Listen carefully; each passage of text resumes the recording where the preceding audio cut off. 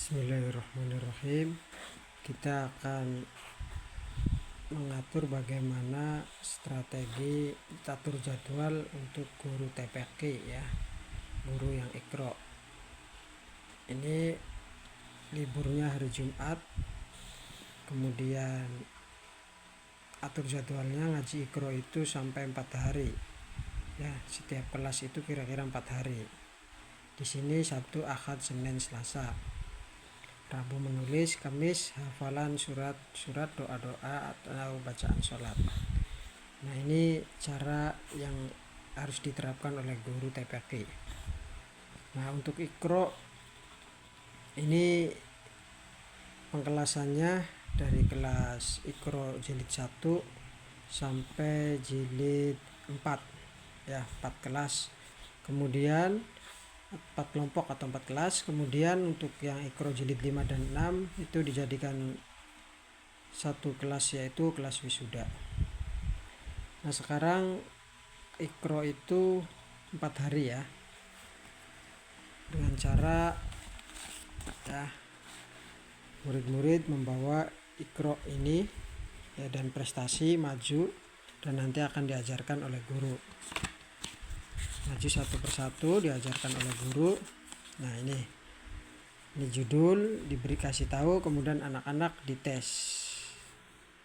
Nah, kemudian ini juga tes secara urut.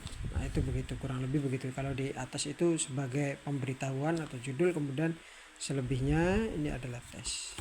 Itu cara pembelajaran di Iqra ya. Guru harap tahu. Ini boleh memakai Iqra seperti ini, atau mungkin anak-anak juga yang pakai seperti ini, baik yang gede ataupun yang kecil mungkin ya, seperti ini. Nah, itu cara pembelajaran Iqra. Nah, kemudian kalau sudah selesai nih, usahakan Iqra itu minimal 1 halaman lah, minimal itu. Kalau waktunya lebih ya, karena anak-anak itu di Iqra itu kurang lebih 1 jam di sini ya, di TPQ Alfa Zahra 1 jam, maka cara pembelajarannya bagi waktu untuk murid-murid. Kalau muridnya misalnya ada 10 ya, berarti kurang lebih 5 menitan, karena 5 menit opening dan closing, jadi 10 menit, tinggal 50 menit, maka 5 menitan. Nah, ini pemberitahuan, dites, pemberitahuan, dites lagi. Kalau lancar ini bisa nyampe mungkin 5 halaman atau berapalah itu kalau cepat. Nah, ini kalau sampai 5 halaman itu bisa 1 tahun khatam ya, 1 tahun bisa khatam ya. 10 halaman ya, maaf, ini 1 sampai 10 ini adalah target 1 tahun bisa khatam ya, baik dari Iqra-nya ya tuh sampai Iqra 6, atau nanti materi penunjangnya atau menulisnya juga ada. Nah, ini adalah di Iqra ya. Jadi murid maju bawa Iqra dan prestasi, kemudian diajarkan di atas, kemudian dites, diajarkan di atas, dites, diajarkan di atas, dites lagi terus. Nih, waktunya tinggal dibagi aja berapa anak. Kalau misalnya tadi 10 anak berarti 5 menitan. Diharap diperhatikan. Kemudian murid-murid itu ada yang lancar ya, ada yang mungkin tertatih-tatih. Nah, ini maka minimal 1 halaman. Kalau 1 halaman itu kurang lebih 2 bulan sudah hatam 2 jilid ya, 2 jilid. Nah, kemudian kalau sudah selesai ya, hasilnya ngaji Iqra-nya sudah selesai, maka ditulis ya, Iqra jilid 1 nih, tulis di sini tanggalnya berapa, jilid 1, kemudian halaman berapa ya di Iqra-nya, kemudian gurunya nulis, kemudian ini keterangan catatan lancar. Nah, kemudian kasih anak-anak mungkin biar sirga bintang atau apa. Kemudian juga mungkin kalau ada catatan misalnya huruf yang belum ada yang masih belum lancar, catat aja hurufnya, huruf apa yang belum lancar gitu ya. Ini nanti ditulis ya. Nah, ini hurufnya atau apanya ditulis di keterangan ya, kalau ada yang belum lancar. Nah, itu cara di mengajarkan ikro itu 4 hari ya, tiap hari ya privat maju satu persatu dites bawa ikro dan prestasi ya, dan biasanya prestasi ini ditumpuk dulu. Kalau ikronya nanti anak bawa sendiri, kemudian datang dibuka halamannya sampai mana, dan bahkan guru boleh di sininya dikasih tanda silang atau apa gitu ya Pak sebagai batasan. Ini sudah kalau misalnya sehalaman setengah atau 2 halaman setengah misalnya sampai sini ya kasih sampai X di sini, berarti sampai di sini, kemudian lanjutannya berarti ini, itu boleh seperti itu ya. Itu cara pengajaran ikro ya. Kemudian kalau nulis ya, nulis itu pakai bukunya, ada 2 buku ya. Ini kalau untuk ikro 1 itu nulisnya 1 per 1 huruf ya, ada buku panduannya, panduan menulis seperti ini ya. Ini suruh nulis gitu. Nah ini karena kebanyakan mungkin ya semampunya, atau mungkin di PR di rumah nggak apa-apa, ini sebagai pelatihan menulis. Nah ini di hari khusus yaitu 1 hari menulis, dan ini dipandu. Dan bila ikronya masih 1, masih anak-anaknya TK gitu ya, bolehlah ada riang gembira dahulu kemudian lalu menulis gitu ya. Itu untuk di ikro jilid 1. Kemudian setelah itu doa-doa ya, doa-doa. Dan ikro jilid 1 itu nulisnya pakai ini, jangan dulu pakai ini ya.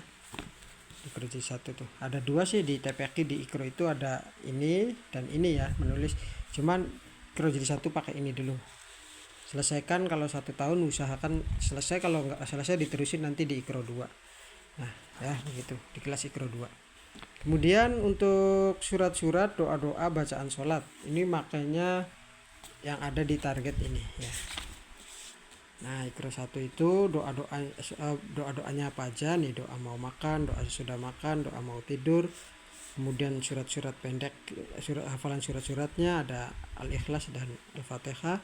Kemudian untuk sebelum sholat itu wudhu dulu, niat wudhu. Nah ini targetnya kira-kira ini. Dan caranya pengajarannya tentu karena anak-anak belum bisa baca, apalagi ini kecil-kecil, maka dianjurkan untuk guru itu baca bareng-bareng, klasikal ya.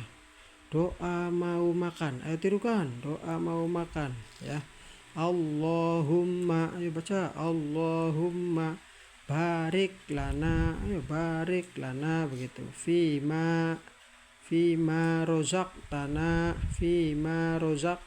begitu, tirukan gitu.